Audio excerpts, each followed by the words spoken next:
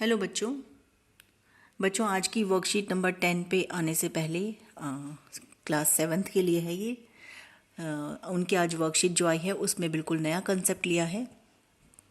तो उस पर आने से पहले बेटा मैं आपको बहुत शॉर्ट में जो अब तक हम सीख चुके हैं त्रिभुज यानी ट्रायंगल के बारे में बहुत शॉर्ट में मैं आपको बताना चाहूँगी, ताकि आपको सारी चीज़ें रिकॉल हो जाएं कि अब तक हमने क्या सीखा है।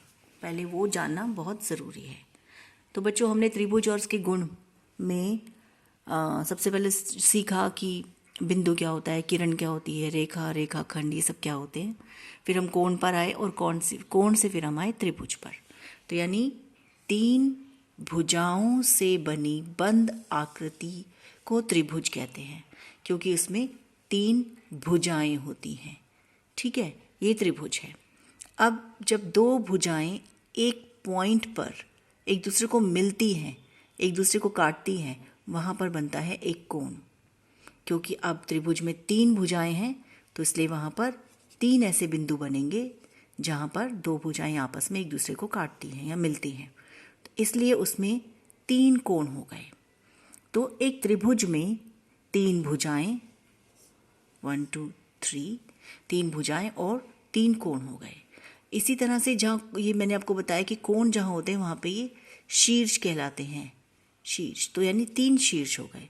तो ये एक त्रिभुज के एलिमेंट्स होते हैं, मतलब उसके पार्ट्स होते हैं त्रिभुज के। त्रिभुज में 3 चीज़ें होती हैं, भुजाएं, कोण और शीर्ष। 3 कोण होते हैं, 3 भुजाएं होती हैं और 3 शीर्ष होते हैं।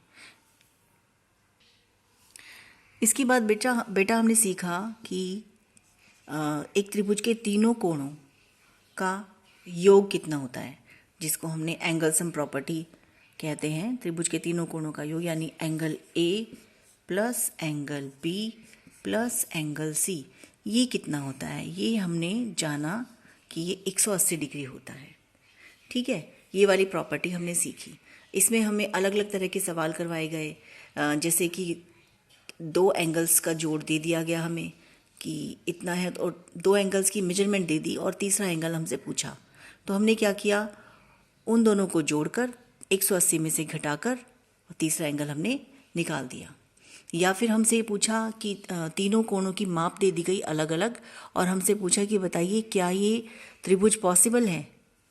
अगर उसकी माप 180 डिग्री आती है तो इसका मतलब वो त्रिभुज बन सकता है, त्रिभुज है।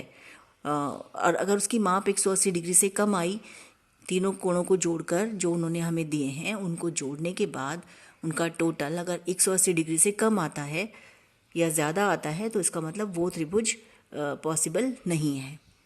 तो इस तरह के क्वेश्चंस हमने इस वाले कंसेप्ट में किए।